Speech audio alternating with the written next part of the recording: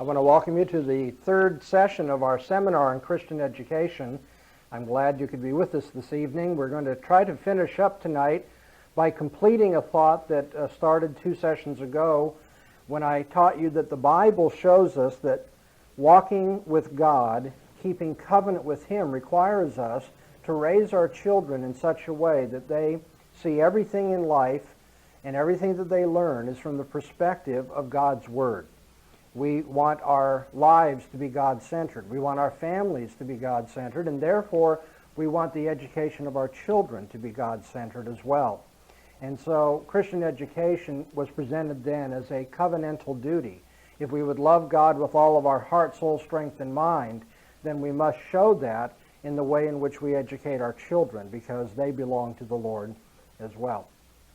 In our second session, I followed up on that by discussing what I think is the central mistake made by Christians, well-meaning Christians, who send their children to state-sponsored or public schools. And that mistake is what I call the myth of neutrality. It's thinking, quite mistakenly, that it's possible to divide life into a sacred set of truths as well as a secular set of truths, or if you will, to divide life into the supernatural and the natural domains, in which case, in that area of natural truths, which are secular in character, anybody would be able to teach those things, and that's what the schools are all about, and it's perfectly all right. Therefore, to have our children learn secular, natural truths at school, and then have that supplemented by supernatural truths or sacred truths at home. And we saw that that dichotomy is unbiblical and unworkable, and that as a matter of fact, neutrality, religious neutrality, is absolutely impossible in anything, including the education of our children.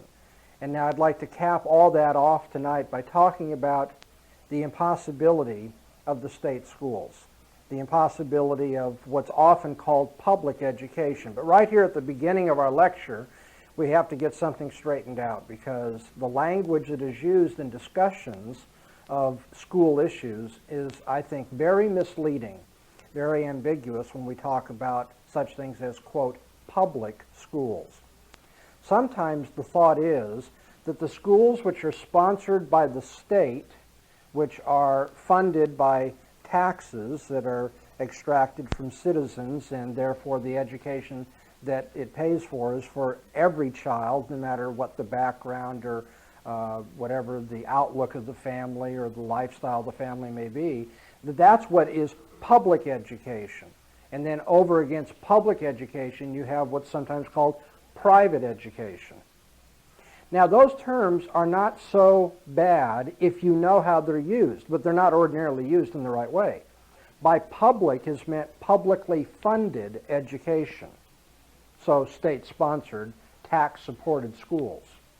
And by private education, we mean education that's funded privately by individuals, families, whatever it may be, rather than by everybody in your neighborhood, everybody in your community.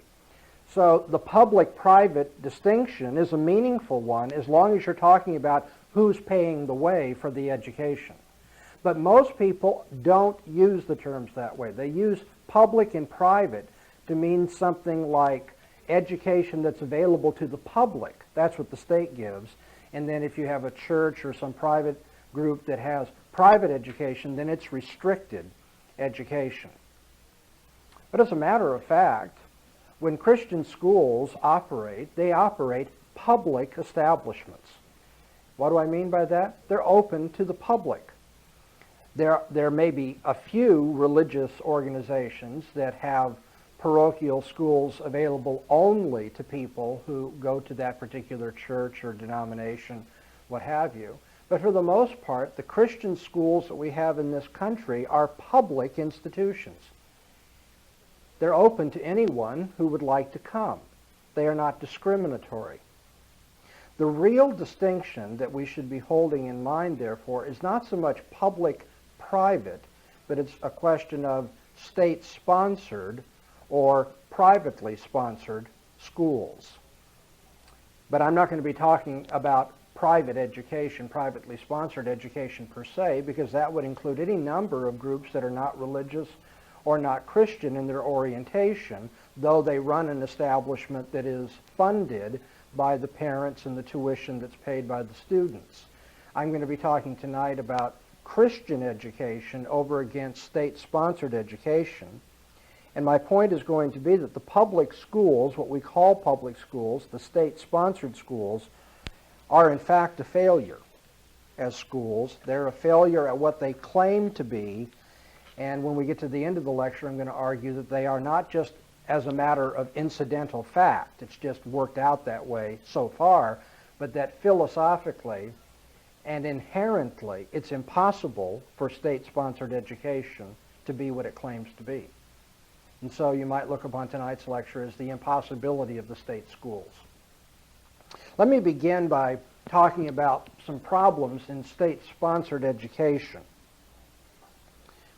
I've pulled from my file from a few years back an editorial written by Sally Reed, who at that time was the national chairman for the National Council for Better Education.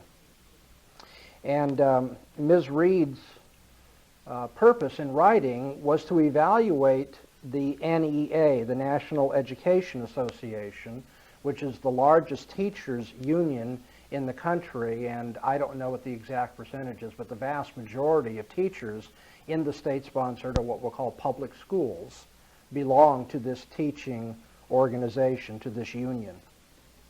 At that time, Sally Reed wrote, the 25th Annual National Education Association Convention marks another year of deceit, despair, and defeat in our public schools. The NEA, originally a professional association dedicated to the improvement of education, has changed. In recent years, the NEA has done for American education what Jack the Ripper did for door-to-door salesmen. NEA union officials and their vocal minority of trusty militants gathering inside the Los Angeles Convention Center this week are as oblivious to the disintegration of their ill-deserved authority as Nero was to the burning of Rome. Parents and teachers are becoming aware of the NEA's true agenda and are fighting back. The National Council for Better Education, which has been referred to by one union official, one NEA union official, as the Doberman Pinscher of the right wing, has organized a demonstration today at the Convention Center in protest of continuing educational malpractice by the NEA in the following areas, and then she lists four. First of all, their policies are designed to turn America's youth against family, God, and country. They have worked successfully to mandate evolutionism, which falls far short of proven scientific fact and which reduces man to the status of an amoeba. Sex education, including graphic illustrations and an everybody-does-it attitude. And nuclear freeze education, which depicts the United States and the Soviet Union, at that time it still was the Soviet Union, which depicts the U.S. and the Soviet Union as moral equals and concentrates on the horrors of nuclear war, ignoring the necessity of defense. The lobby against voluntary school prayer, creationism, and patriotism, they lobby against school prayer, creationism, and patriotism, all without regard to parental wishes. Meanwhile, they continue to advocate support for a one-world government, secular humanism, and moral relativism. So that's the first failure of the NEA. She says their policies are designed to turn America's youth against family, against God, and against country. Secondly, she says their policies are designed to undermine parental authority and infringe on family integrity. And this may shock some of you who have not heard this before. NEA Resolution E32 in their official handbook calls for a parental bypass, legally privileging all communications between teachers and students. Legally privileged from whom? From the children's own parents, of course. The NEA's view of parents is that they are too uneducated, old-fashioned, and unsophisticated to understand their own children's problems and concerns. Excluding the parents from education opens the door for the professionals, quote-unquote, to mold the minds of our young people without regard to the family's beliefs.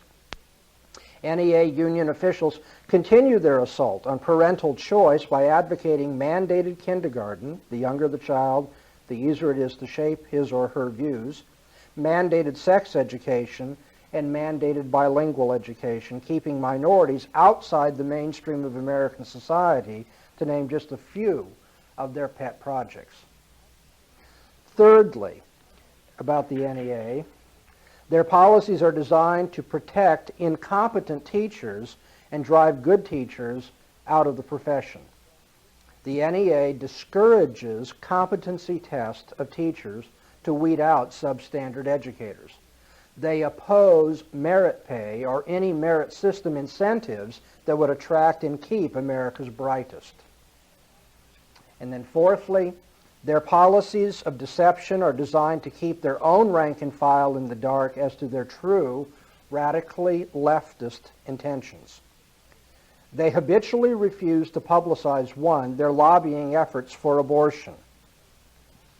The NEA sent a mailgram to all U.S. representatives claiming that their 1.4 million members were opposed to anti-abortion legislation.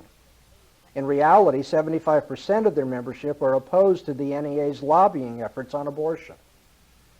Now, I wish I had the time in this short lecture to focus on each of these points, but I mean, that is scandalous. And so you have this union. I mean, what does, state-sponsored education, what's it doing? What right does it have to be lobbying legislators on an issue like abortion, but much less what right do they have to lie about their own membership? That their membership's against this anti-abortion legislation when 75% of the membership, in fact, is in favor of it or is concerned about how many abortions are being performed and so forth. Secondly, their support for Marxist regimes in Central America. Resolution I-8 supports the Sandinistas' literacy campaign, which, as you know, is just communist indoctrination and anti-American rhetoric. And thirdly, their advocacy of gay rights and homosexual affirmative action, in our schools. For too long, the American public has underestimated this powerful trade union. While exuding the false image of the sweet little schoolmarm, they were covertly transforming a learned profession into unionized skilled labor as militant as any Teamster ever hoped to be. The NEA has almost succeeded in turning our classrooms into social experimentation labs, our teachers into Pavlovian drones, and our children into frightened, shell-shocked pacifists. But now parents are on the offense. They are mindful of the power the schools have to shape their children's lives, and they are demanding in the classrooms and in the courtrooms their rightful control of their children's education. Now, this is what you might call a wake-up call. This is kind of smell the coffee, please, and wake up to what's going on around you. Many Christians who think, well, the public schools could be better, but we can get along with it, and we just need to do a little bit of adjustment and clean up this and clean up that, have no idea what has actually taken place in the power structure of the public schools, state-sponsored schools. The NEA and these sorts of, really outrageous policies and practices is symptomatic of what the state schools represent. Now, more recently, we here in California, I'll just take that as a local illustration since that's where I'm speaking, but those of you listening by tape can look at us as a guinea pig model for these things. We here in California have something to look at in terms of the success of the teachers' unions. We have our own California Teachers Association. Recently, the chairman of that association has retired, and in an article that I clipped out of the paper, we have some report on what has happened in the California public schools during the time of this individual's tenure, watching over the California Teachers Associations, and I'll just jot these for you. Student accomplishment in government schools continued dropping, hitting its lowest level ever. In results that were released in May of this year, just 41% of fourth graders scored at or above the basic level of reading on the National Assessment of Education Progress.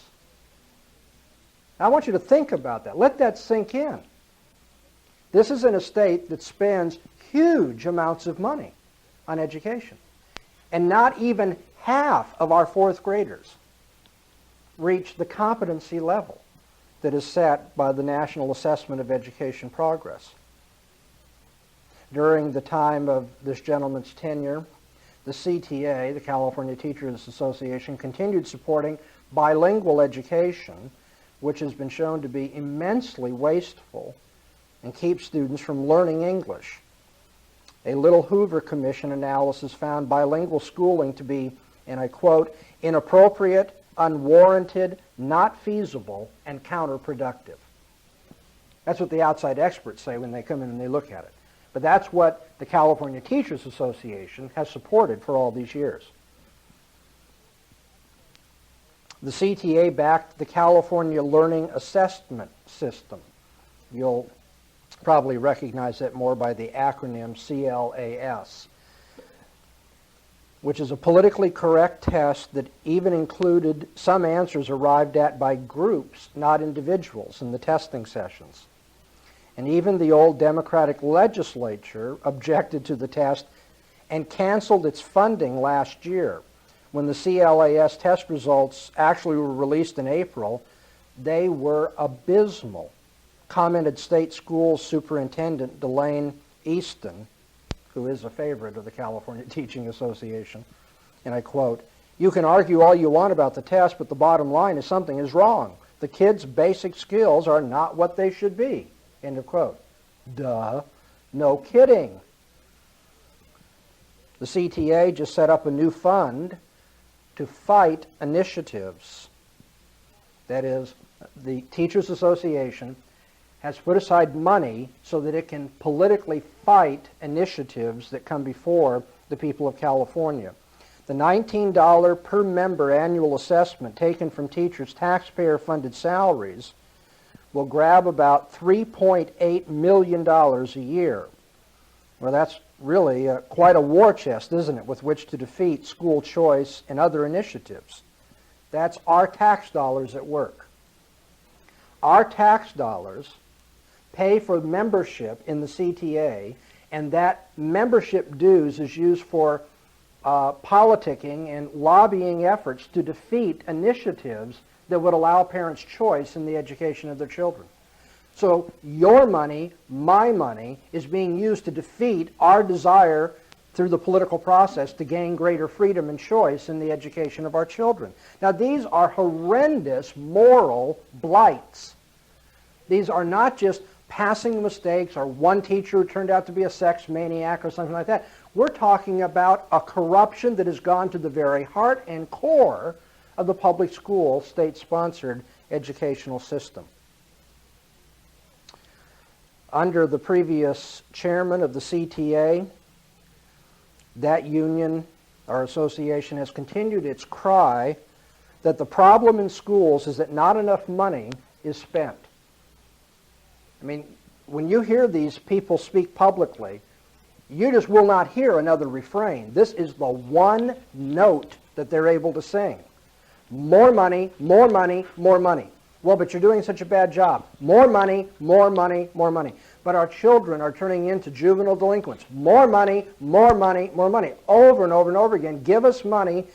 That's what it's going to take to correct the problem. Yet California public school spending averages, hold on to your seats, averages $5,500 per pupil each year, compared to, for example, the state of Utah, which spends only $3,000 per year, but scores among the top 5 states on the SAT, compared to California's subpar ranking of 36th out of 50 states. Now, how can more money be the answer if a state that spends nearly half of what we do on a student ranks much higher in educational output and testing than our own state? But that isn't going to stop people from saying that. You're still going to hear the more money plea. And on that, I couldn't help but share one more clipping with you, this one by one of my favorite columnists, Thomas Sowell.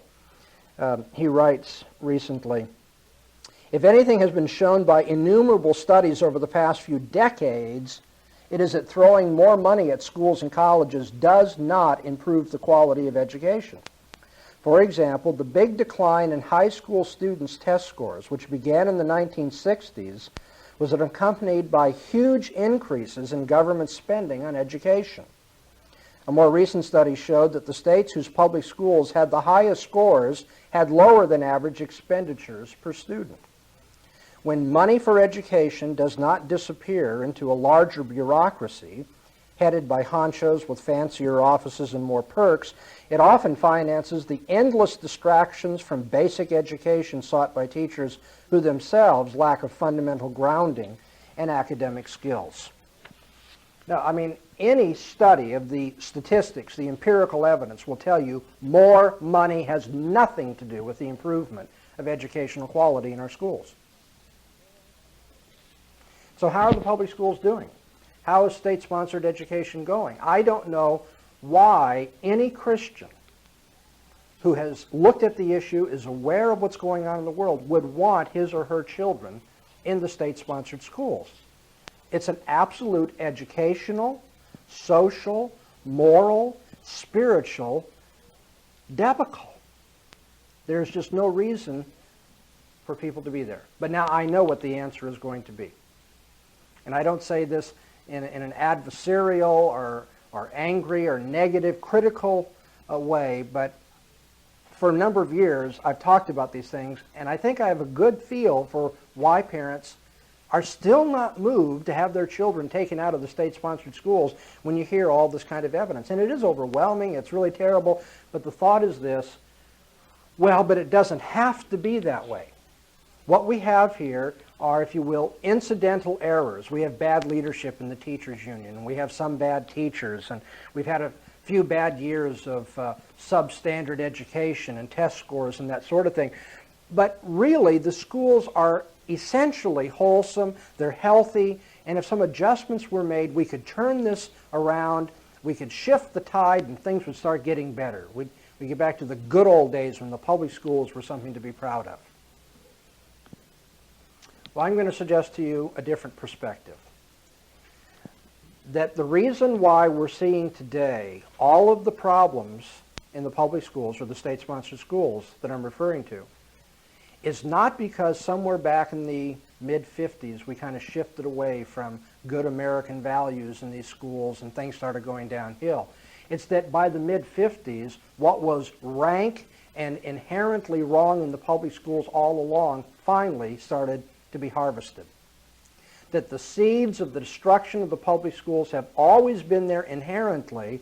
They've been growing and growing, and by the common grace of God, there's been a restraint upon them so that a generalized Christian culture, and I mean very generalized, I don't mean that most people are Christians in America or anything so silly as that, but still the ethos up until the 1950s still had some kind of Christian flavor to it, and that acted as a preservative and a curbing effect on what was inherently wrong in the public schools all along. And now, with the recession of Christian influence in our society, what we're seeing harvested in the public schools is its true character today. And that's what I'm going to try to prove to you in the remainder of my lecture this evening. I want to argue that state-sponsored or public education is inherently impossible.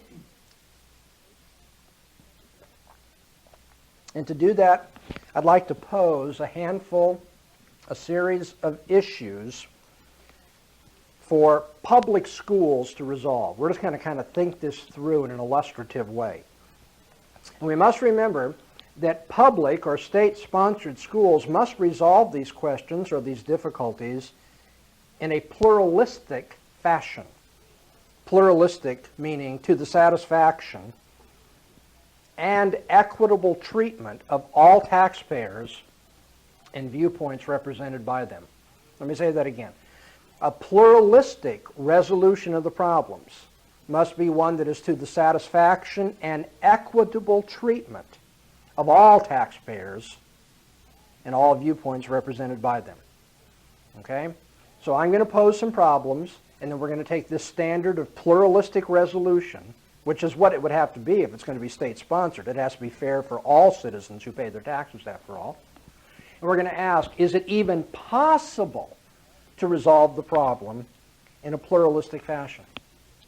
And you know already that my argument is going to be no, it's not.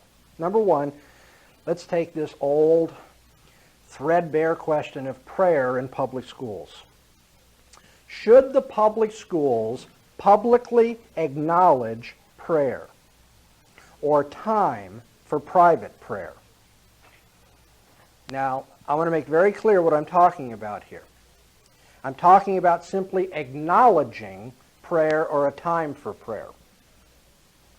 It doesn't have to be compulsory participation in the sense that every child must recite the prayers. But let's start there. Let's ask the question, is it right for the public schools to compel all children to recite prayers? And that's pretty easy for everybody to answer. How can you have a pluralistic, resolution of that? You can't. Some parents don't believe in prayer and don't want their children be influenced to pray, and so you can't compel children to recite prayers. That wouldn't be public.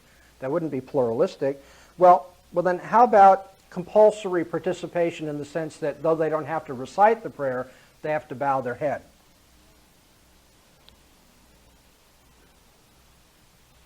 Well, it doesn't take a PhD in philosophy to figure out that this is just another version of the same question.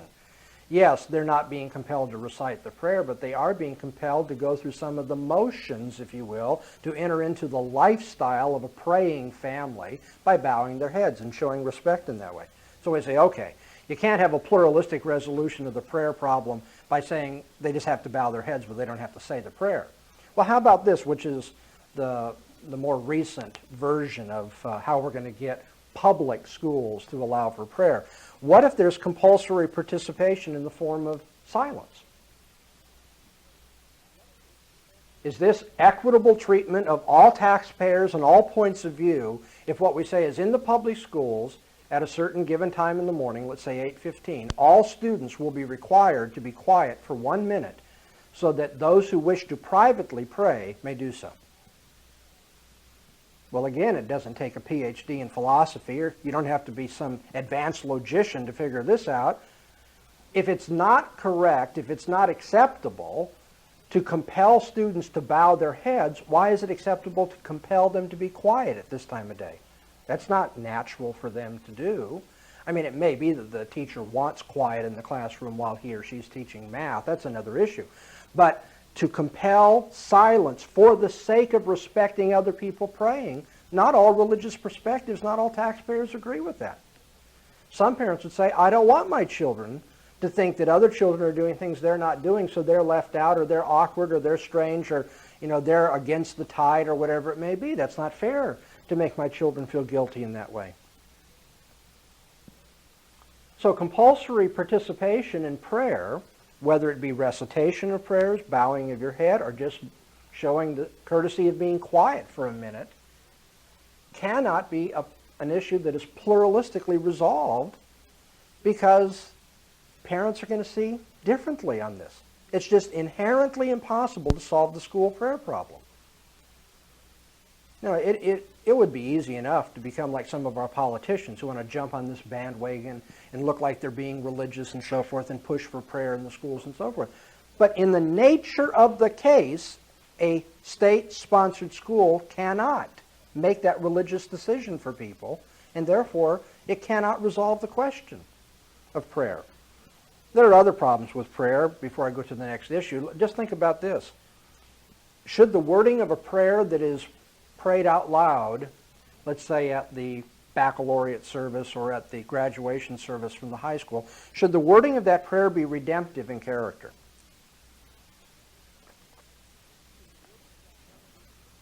Well, this is another one of those things you just can't solve, because if it's not redemptive, I, for one, would scream bloody murder. No one has the right to go into the holy presence of God without a mediator. The Lord Jesus Christ must be at the center of our prayers. We must pray in His name. Any other prayer is a pagan ritual, in my eyes, and in the eyes, I think, of most Bible-guided Christians. But on the other hand, how can I expect my neighbors to support a prayer that appeals to the Lord Jesus Christ when they don't believe the Lord Jesus Christ is either who he said he was or a redeemer or a special religious leader in any sense. If they were going to allow for prayer, it would have to be some kind of brand X prayer, right? Where to whatever powers there may be, you would pray to. But you couldn't name one. It couldn't be Krishna. It couldn't be Buddha. It couldn't be Jesus, and so forth. Now, what I'm trying to put before you is, don't think the school prayer problem then is just some kind of little quirk we've had for the last few years, and we'll eventually iron that out. It is philosophically, logically impossible to give equitable treatment to all taxpayers when it comes to prayer. Can't be done. Okay, so let's put the prayer issue aside. I just used that one to kind of wake you up to see some of the difficulty, but it's much more than the issue of prayer. Some people might say, okay, let's not even talk about that. Well, do you see the problem, though? What about parents who say, we want to talk about that? You can't resolve it by ignoring it. That's not equitable, but okay, forget it. Whatever you do with the prayer problem, how about this? Problem 2, the lifestyle of teachers. Problem 2, the lifestyle of teachers. Let's get real blunt about it. Should state-sponsored education hire openly professed homosexuals to teach? Should state-sponsored education hire those who advocate and have practiced or participated in abortion? Should state-sponsored education hire teachers who are anarchists in their political philosophy, calling for every man doing what is right in his own eyes and the forcible, even overthrow of the law and order forces in our society? Is it all right for state-sponsored education to hire communists to teach who are open in their advocacy of communist philosophy? How about advocates of free love? How about advocates of recreational drugs? How about advocates of terrorism? How about people who burn the American flag? How about those who use foul language? How about teachers who are Hindu in their orientation and therefore teach that everything that we're studying is illusion anyway and it's not important? How about those who want to date or be sexually involved with their students? Now the list could go on. I just don't want to spend all my time on one illustration. But now I'm going to ask you in each one of those cases, how can you pluralistically satisfy and give equitable treatment to all taxpayers on these issues? Take the Hindu illustration. Don't Hindus have rights? They pay their taxes. But if a Hindu teacher is going to teach math, I'll tell you, you're probably not going to be very happy because what you expect to be taught as math cannot be taught from a Hindu perspective. Hinduism says there is no plurality. Everything is an illusion. Therefore, 1 + 1 = 1 in Hindu thought. Now, is that okay to be taught in the... No, you say, no, that's just not good math, Dr. Bahnsen. Well, let me tell you something. What you're calling not good math is Hindu math. And if Hindus pay their taxes, then you must give equitable treatment to them. To teach 1 + 1 = 2 is, in essence, to teach what I'll call Christian math. The Christian worldview supports the laws of mathematics. Hindu worldview does not. And people sometimes will blow off these illustrations because maybe in your hometown you haven't had any Hindus apply to teach. They say, that's just an extreme example. Well, I'll tell you, there's a lot of Hindus coming into this country. And the fact that it doesn't happen to be in your backyard doesn't change the fact that it's a legitimate question testing the feasibility of the very philosophy of state-sponsored education.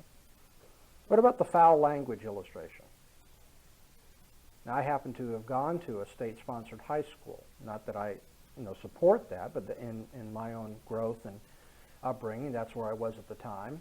And I knew teachers who used language sometimes in the classroom like that, and it was always one of these things like, well, they kind of had to do it surreptitiously, when they let it slip, and students were expected not to go tattle on them.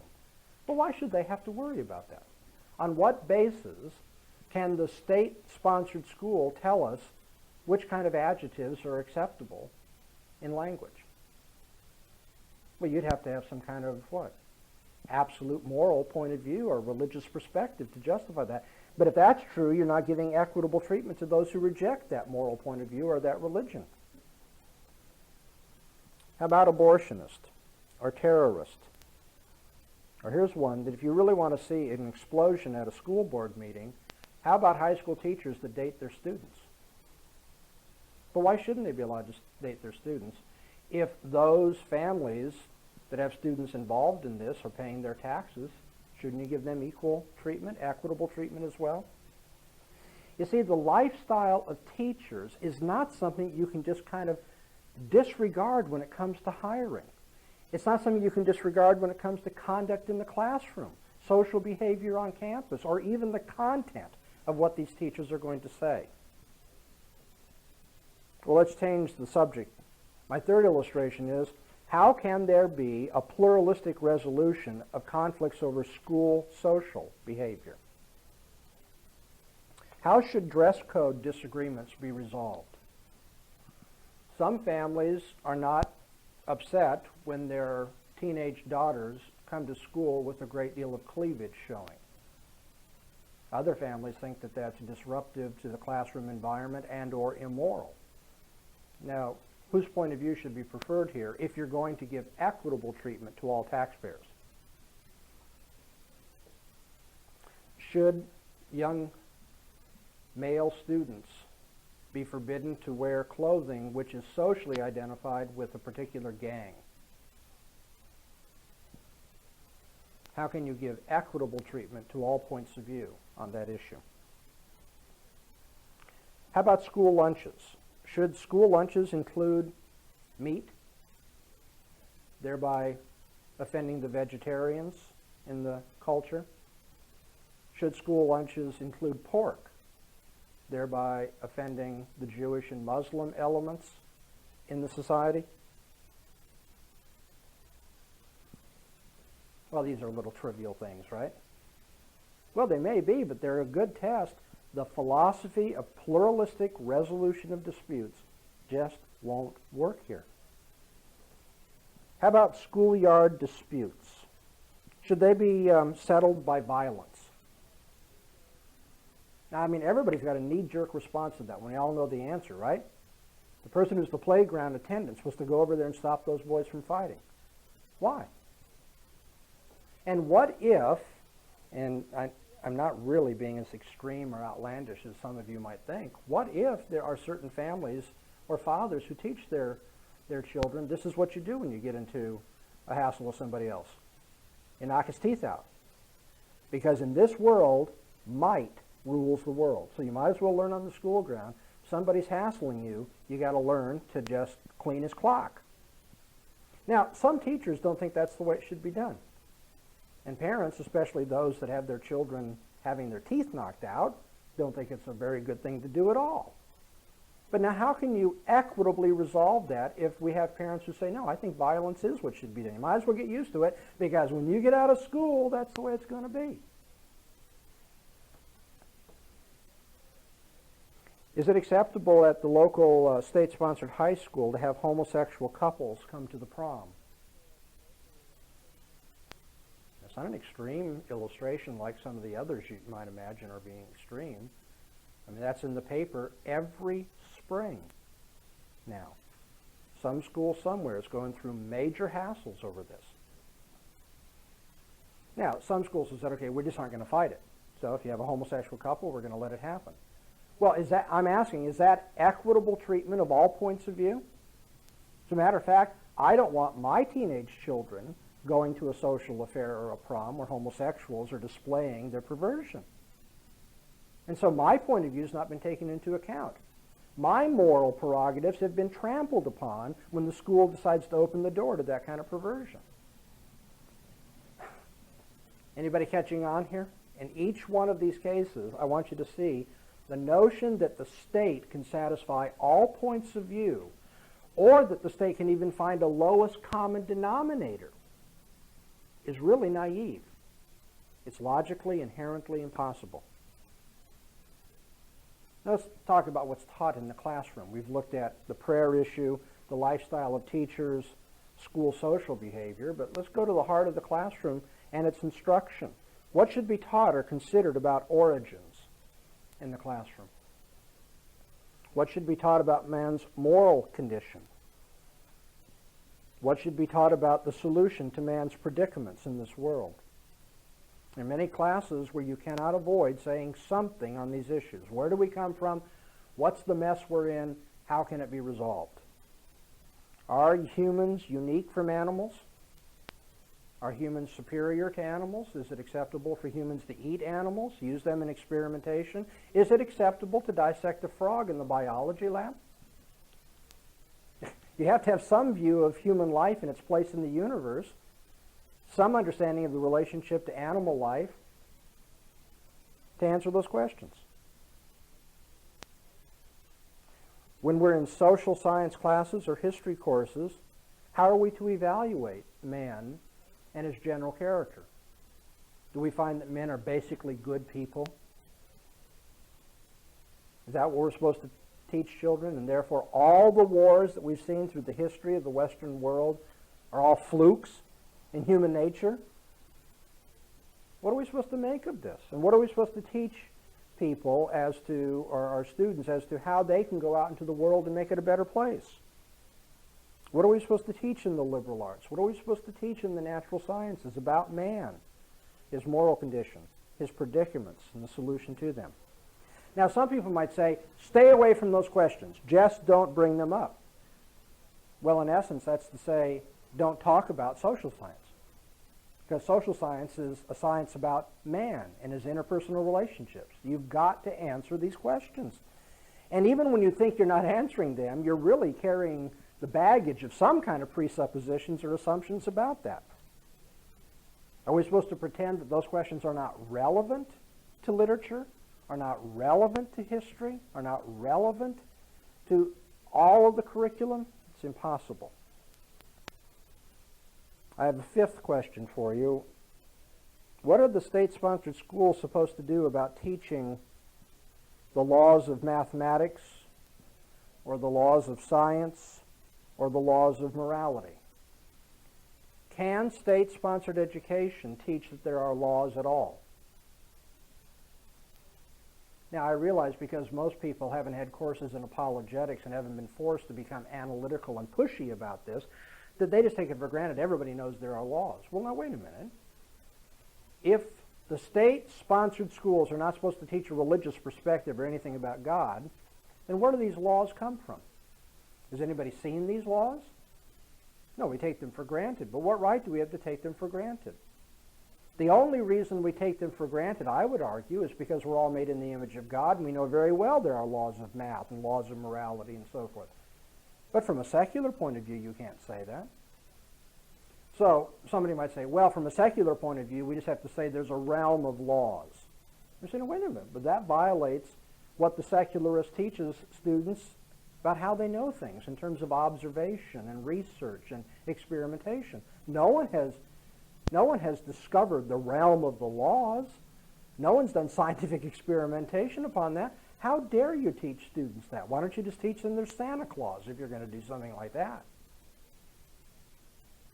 All right. Have I beat you down enough? Have you gotten the point? Public education, understood as state-sponsored education that pluralistically resolves all disputes to the satisfaction and equitable treatment of all taxpayers and viewpoints, is a fraud. It is impossible. It has always been impossible. And in our day and age, we are reaping the results of trying to do the impossible. And that's why there will not be a resolution in the public school board meetings, public meetings of these difficulties. It is impossible. Always a point of view is being taken. One point of view being favored over another, and therefore it's not equitable to all people.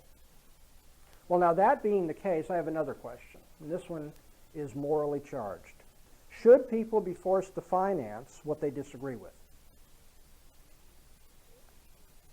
Now, I believe that the Lord Jesus Christ is God the Son, creator of heaven and earth, and the Redeemer of God's elect.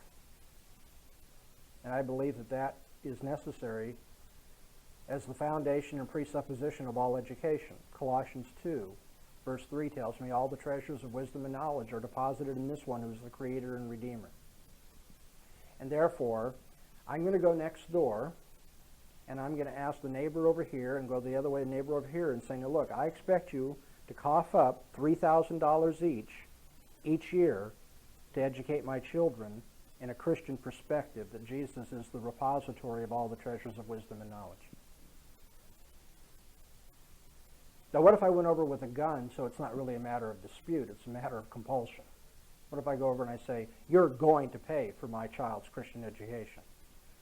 You know why I'm telling you the story this way? Because if it's told this way, everybody, of course, goes nuts, Christian and non-Christian alike, would say, no, you can't compel somebody to pay for the education of your children in your point of view. That's not right. Well, you know it's coming, right? Now look around the other way. Well, boom, why should Christians be compelled to pay money for the education of their neighbors' children in a non-Christian perspective? Why should Hindus support Christian education or atheistic education? Why should atheists have to support Hindu education? I mean, you can multiply the illustrations over and over again, but in every case it comes down to this. When the state taxes you and requires you to pay this, it's upon threat of some penalty, usually imprisonment. I mean, it might be the death penalty in some cultures, but it might be a fine, or it may be imprisonment. But the point is, it's compulsory. We're going to compel you upon threat of punishment to pay for something you don't believe in. And I dare say that's about as anti-pluralistic, anti-American, anti-free spirit as anything imaginable.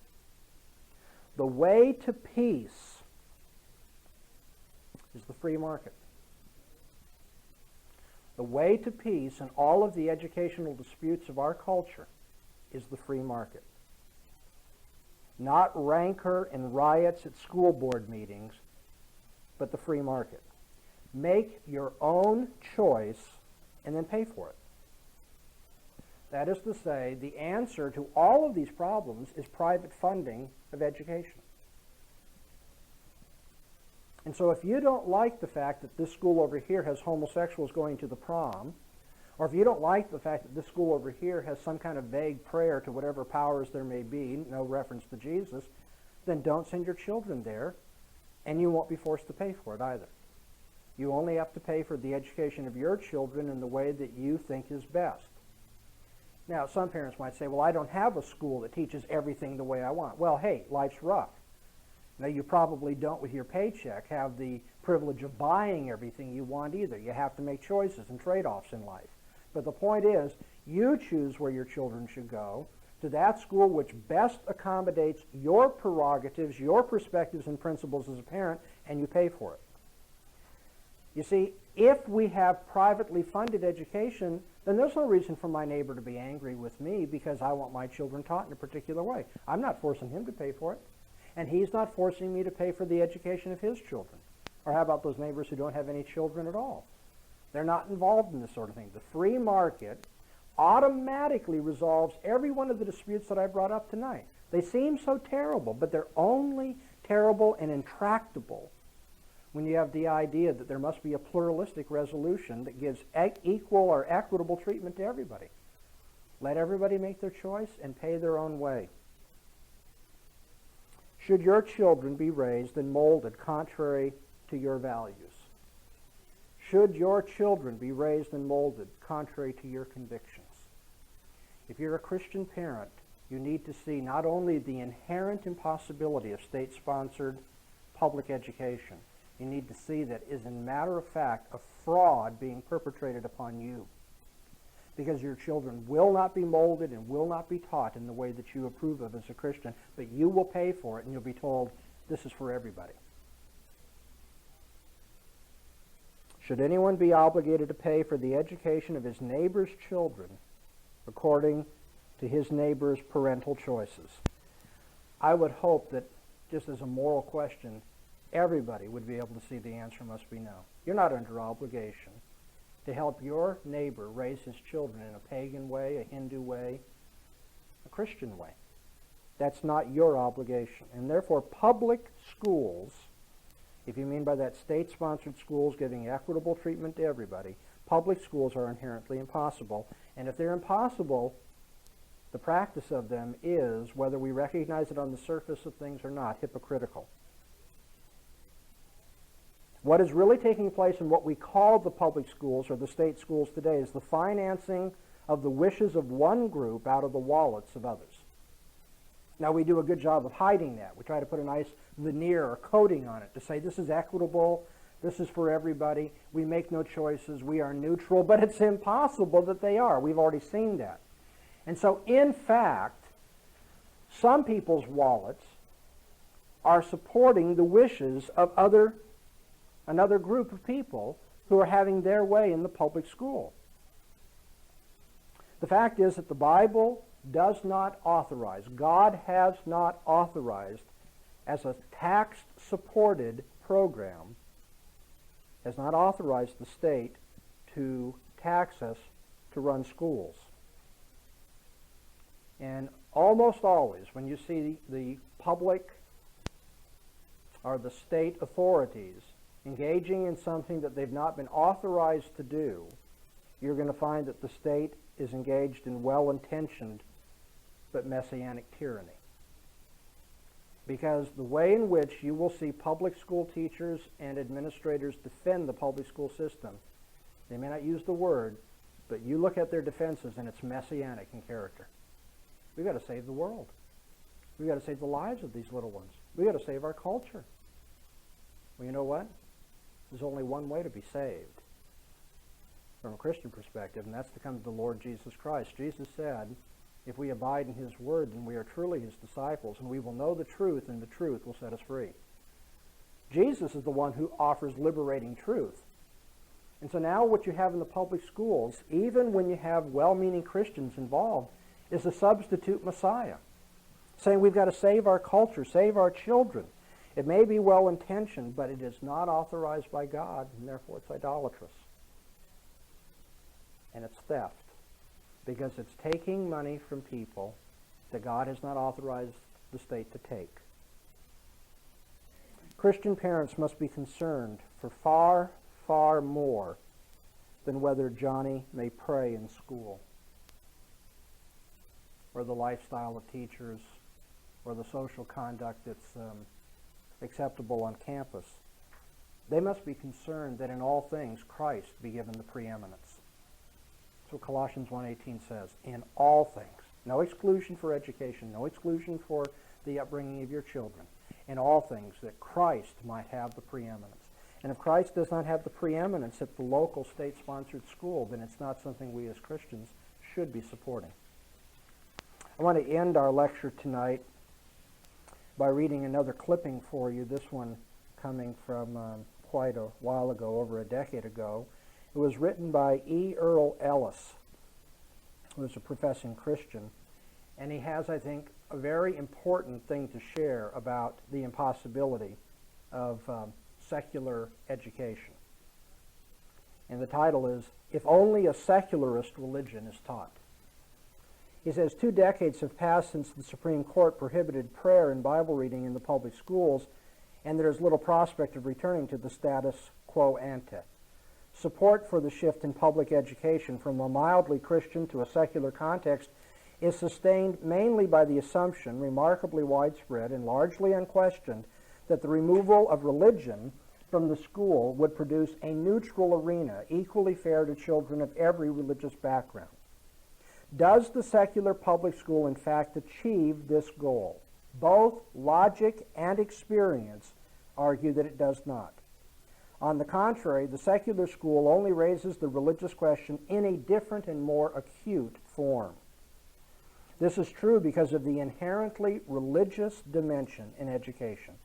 In a Yale Review essay, F.K. Davis rightly concluded that, quote, since education is also a metaphysical expression, a good deal of educational thought and practice is therefore religious in character. It has always been so, and there is no prospect that a secular society could be constructed in which this would not be so." End of quote. Admittedly, secularism does not have a prescribed cult and creed, a defined membership. But religion in its most important facets is manifested not by external forms, but by the questions addressed and by the implicit value judgments and affirmations about reality that are made. At school, it is especially involved in the subjects of literature, history, and social studies, both in the selection of text and in the manner and context of presentation. In this sense, a religion of secular humanism is clearly established in the public school with its explicit exclusion of God, its naturalistic interpretation of meanings and values, and in its relativizing of contrary worldviews and value systems. Such a school may affirm that honesty is the best policy, but it must forbid the Ten Commandments to hang upon the wall. With its humanistic framework, it teaches implicitly or explicitly that man is the measure of all things. And while it can laud liberty or democracy as important values, it cannot, with Thomas Jefferson, present them as gifts endowed by the Creator. And thus Justice Brennan, ruling against Bible reading, could contrast, and I quote, "public secular education with its uniquely democratic values and sectarian education which offers values of its own." This in the Abingdon School District versus Schempp case of 1962. Even when the public school teaches about God or reads the Bible as literature, man remains the measure. The transition of the religious context of public education from Christianity to secularism was not the result of some diabolical plot. The Supreme Court, which painted the schools into this particular corner, was apparently guided more by a process of elimination in prevailing zeitgeist, the spirit of the age, than by a desire to give establishment status to a specific worldview and value system. Nevertheless, whatever the court's intentions, the inevitable consequence of its actions was rightly perceived in Justice Stewart's dissent in Abingdon versus Schempp, and I quote, "A refusal to permit religious exercises thus is seen not as the realization of a state neutrality, but rather as the establishment of a religion of secularism, or at the least of government support of the beliefs of those who think that religious exercises should be conducted only in private." End of quote. And then I want to skip a bit. Toward the end of the article, he says, "A monopoly given to one system representing one set of values and one kind of educational structure not only violates constitutional rights, but also stultifies the educational process itself. And the moral relativism of an educational system that excludes the power and the sanctions of a divinely appointed moral order may in time be stultifying in other ways as well." He says, "The words of C.S. Lewis in The Abolition of Man are not inappropriate," and he quotes, "Such is the tragicomedy of our situation. We continue to clamor for those very qualities we are rendering impossible. In a sort of ghastly simplicity, we remove the organ and demand the function. We make men without chest and demand of them virtue and enterprise. We laugh at honor and are shocked to find traitors in our midst. We castrate and bid the geldings be fruitful." Well, that's one of the greatest quotes in all of the literature of Lewis. What he's saying is the public schools must castrate us morally and religiously and then demand that we somehow procreate and bring forth what are nothing more but the fruits of a religious worldview. You can't have honesty. You can't have integrity. You can't have courage and patriotism and all these things, or the democratic process even, without a worldview that supports it. Well, let me finish. And this is the main point that Ellis is making, and it ties in with what I've brought to your attention tonight. He says, if the state, as its courts profess, is committed to a religious neutrality, an even-handed accommodation of different value systems, should it not disengage from direct involvement in an enterprise in which religious values are the sine qua non, without which nothing? And let me put it to you in closing this way. If education is inherently religious, and state-sponsored education must be religiously neutral, then mustn't the state pull out of the educational process because it can avoid making religious decisions? And so I want to conclude that the state-sponsored public schools are not an option for Christian parents, and they aren't even an option for non-Christian parents. State-sponsored public education is fraudulent and hypocritical. It is not giving equitable treatment, cannot give equitable treatment to all points of view. It is inherently a religious enterprise, and the sooner we as Christians learn that, the sooner we'll get our children out of such a system and into one that we truly believe in, where we can walk in covenant with our God and keep the first and great commandment, that we love Him with all of our heart, soul, strength, and mind. Thank you.